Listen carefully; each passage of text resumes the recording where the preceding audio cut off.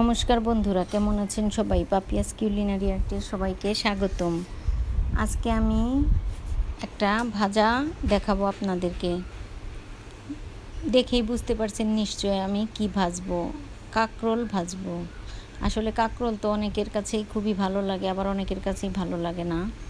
এজন্য আমিও তেমন একটা পছন্দ করি না। তবে আজকে যেভাবে আমি এই ভাজাটা করেছি সেভাবে খেলে যারা পছন্দ করেন না তাদের কাছে অনেক ভালো লাগবে।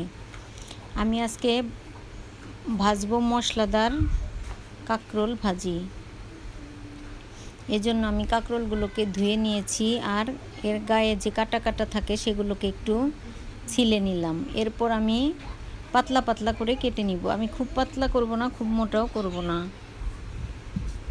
আমি এভাবে করে কেটে নিয়েছি মিডিয়াম সাইজে।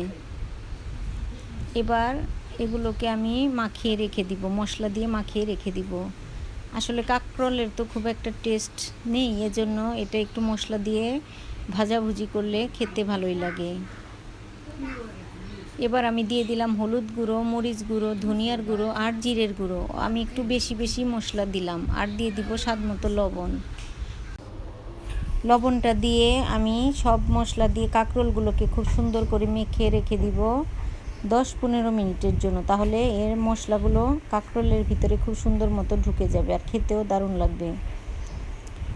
এবার আমি আধ ঘন্টা হয়ে গেছে। এবার আমি ভাজবো কাঁকরোলগুলোকে। আমি নিয়ে নিয়েছি এখানে ময়দার সাথে একটু লবণ দিয়ে আমি একটু মেখে নিলাম, মিলিয়ে নিলাম লবণ আর ময়দাটা। এবার আমি কাঁকরোলগুলোকে হালকা করে ময়দার উপর দিয়ে হালকা হালকা করে ময়দাটা মেখে তারপর তুলে নিব। শুকনা করে ময়দাটা লাগানো, এই জন্য একটু ঝাড়া দিয়ে নিতে হবে, তাহলে ঝেড়ে নিলে শুকনো ময়দাটা চলে যাবে। আর কাঁকরোলের গায়ে যে ভেজা ভেজা আছে তাতে যেটুক ময়দা গায়ে মাখানো থাকবে সেটুকুই খেতে ভালো লাগবে। এবার আমি কাঁকরোলগুলোকে তেলে দিয়ে দিলাম, আর খুব সুন্দর করে খয়েরি করে ভেজে নিব। এভাবে আপনারাও কাঁকরোল ভেজে খেয়ে দেখতে পারেন কেমন লাগে। আমি তো খেয়েছি, অনেকটাই ভালো লেগেছে, কারণ কাঁকরোলটা আমার তেমন ভালো লাগে না। এভাবে খেয়ে দেখলাম যে একটু ভিন্ন রকম টেস্ট আসে। এবার আমি উল্টিয়ে পাল্টিয়ে কাঁকরোলটাকে খয়েরি করে ভেজে তুলে নিব। আমার ভিডিওটা যদি ভালো লাগে তবে অবশ্যই জানাবেন, লাইক কমেন্ট শেয়ার করবেন, আমার ইউটিউব চ্যানেলটি সাবস্ক্রাইব করবেন, আমার ফেসবুক পেজটি ফলো করবেন। ভিডিওটি দেখার জন্য সবাইকে অসংখ্য ধন্যবাদ। কাঁকরোলগুলো আমার ভাজা হয়ে গেছে। এবার আমি তেলটা ছাড়িয়ে একটু তুলে নিব। দেখুন বন্ধুরা, কাঁকরোলগুলো দেখতে কতটা সুন্দর হয়েছে।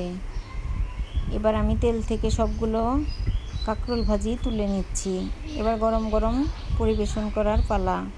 আপনাদেরও যদি এভাবে ভালো লাগে তবে ভেজে খেয়ে দেখতে পারেন।